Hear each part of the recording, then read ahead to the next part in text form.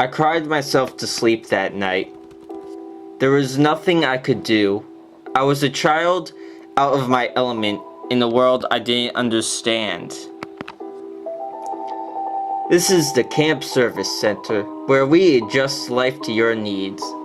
I had tried to call my mom on the phone they put in my bedroom, but all I got was an answering machine that sprouted utterly useless irrelevant bullshit.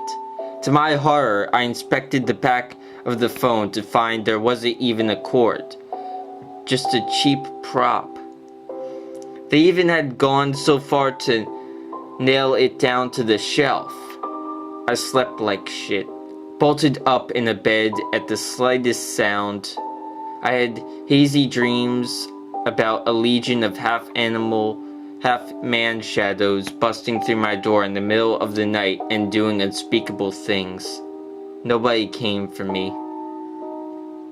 The next day, I headed back to Nook's. In the sobering light of the morning, my thought was that I would have to come up with a plan to escape. But until then, I should lie low, not make a scene. Plus, I was starving and there was no cafe or food hall on the entire grounds. Just a few trees for substance. I asked Nook about food and payment. Nook didn't give a fuck. All he worried about was making sure I was constantly working from sunup to sundown. Over the week, I was sent on all varieties of errands for Tom and delivered shit to every resident in camp, who all had nice, well-furbished homes, though I could never figure out what they did during the day. Occasionally I'd see them randomly roaming the grounds like zombies, but in general they stayed locked up in their homes. One day, Nook made a fatal mistake. Yes, you can write it on this stationery. He asked me to send a sale filler to a resident in town and gave me a blank envelope. This was my chance. I was going to get a message out to my mom. With any luck, the Pelican woman wouldn't pay close attention to the address, thinking it was a sale filler from Tom Nook. I took his stationery and scribbled out a brief but clear message. Dear Mom, this is not a real camp. I'm being forced into labor. Send the police ASAP. Please mail me some food. From Billy. Clutching the letter in my clammy palms, I forked it over for delivery. Sweat cliff-hanging from my brow. All I could do now was wait. I didn't have to wait long. To my surprise, the letter was sitting in my mailbox that evening from my mom. The very same day. Dear Billy, summer is over and it's getting chilly. I slipped on some wet leaves today. It was unfortunate. Guess fall's here. Love, Mom.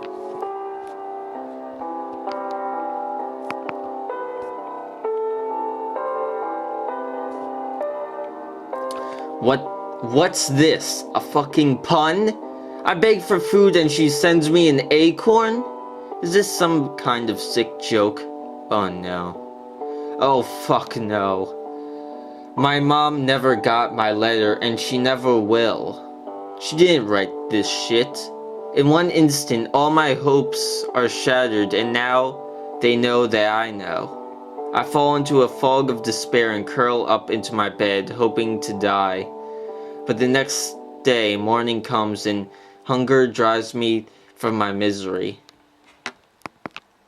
Nook claims he'll pay me for all this work I've been doing, but I haven't seen a dime from him. He just gives me more and more errands while the residents mock me. Oh, a carpet! You're sure working hard, aren't you, Billy? How does he expect me to pay off this debt? The answer is simple. He doesn't. Days go by. We get a new resident in town named Pate. If you're thinking he's named after food made from his own species, you're right. Nook ordered me to deliver a massive throne rug to the torpede-wearing duck man that I burglary haul it over. Wow, thanks, Billy. Totally cool. Oh, I see, Billy. You're working for Nook. Well, I guess everyone gets in over their heads now and then. Say, hey, you should take my stove. Now cheer up, Quackle. Pete shares a disturbing bit of dialogue with me, and then something odd happens. I think he meant to call me a cracker, but when I get home that evening, he has shipped a gas stove to my shack. With winter coming on, it might be the only thing that keeps me alive. It is possible I've made a friend in this fucked up place? Oh. Is it possible I've made a friend in this fucked up place? I set it up next to my candle. Are things finally looking up? The seeds of a plan begin to come together. It's risky, but I've got to take any chance I get. That day, while Nook's distracted, I steal some paper from his shop. Tonight I'll send Pate a letter explaining my situation and begging for his help. Since he's new around here, maybe Nook hasn't already gotten to him. That evening I slip a thin envelope under the Mallard's door. I toss and turn all night. Dear Pate, I'm being held hostage here. If you have any decency at all, please help me. I'm begging you. The next day I'm heading back from a job when I see Pate walking zombie-like back to his house. He looks like he just came from Nook's. I cautiously approach him, unsure of how to broach the subject. Hi, I say. Leave me alone. You're like a chewed up piece of gum I accidentally sat on. Gag me. I should know better by now. Pate's made a scene and others are starting to notice. Out of the corner of my eye, I see the mayor gesturing to me as Pate hurls away. Timidly, I meet him. Remember, Billy, the mayor always has his eye on you.